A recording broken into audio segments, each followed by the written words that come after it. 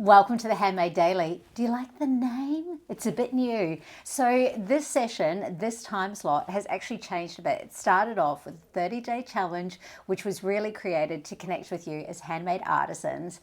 In this challenge, while I head towards getting 2,000 Australian artisans on the waitlist to join Made It, we already have over 800 artisans on the platform, but this is this next stage where we're opening up. And it's led to these videos. Now, these videos are created really with you in mind, right? It's to simplify and amplify your journey of selling online. And the biggest thing about Made It and what we do is we create connections and we create community. And they're really the two key pieces to unlock what you're doing with online. So join me each day here at released at 2 p.m. so you can jump in and get that burst, get that little plug-in, and then go on and keep creating, right? And keep building your handmade artisan business. So today it's all about visibility. Now, visibility starts with showing up, and I want to talk about really two different contexts here.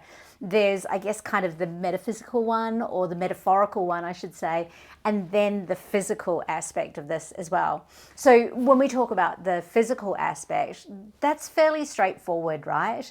It's if you have the intention to grow your business, it's how are you actually making yourself visible? You know, the world of online has changed so much. There was a time in history, COVID and before, where you could literally just turn up online, pop a few pictures on, and hey presto, you'd be getting some sales. But it's changed, and I think it's probably changed in a good way, where it's really forcing us to step up.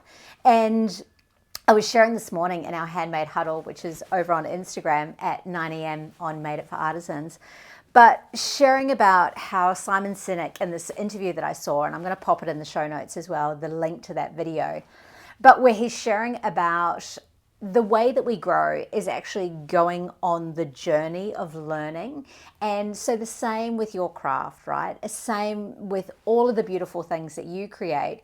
It wasn't instant, and there was no rush or quick fix in order for you to be able to actually make the incredible creations that you do. Well, the same thing goes for online. The same thing goes for learning how to sell, is that it's really in the journey of you actually doing it that you learn what works and what doesn't, specific to you, specific to your brand, right? So if you're wanting your handmade artisan business to grow and scale, you know, my question is to you is, where have you physically, and that can be online as well, but where have you physically shown up this week? Like, where have you been visible? And maybe it's a great time to get out your handmade notebook and start writing down a list of all the places that you've actually shown up.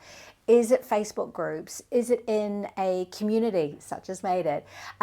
Is it that you've gone to physical markets? Is it posting in Instagram? Is it stories? Is it reels? There's so many different ways in which you can actually show up and be visible. And this is just your quick check-in to say, where have you been visible this week?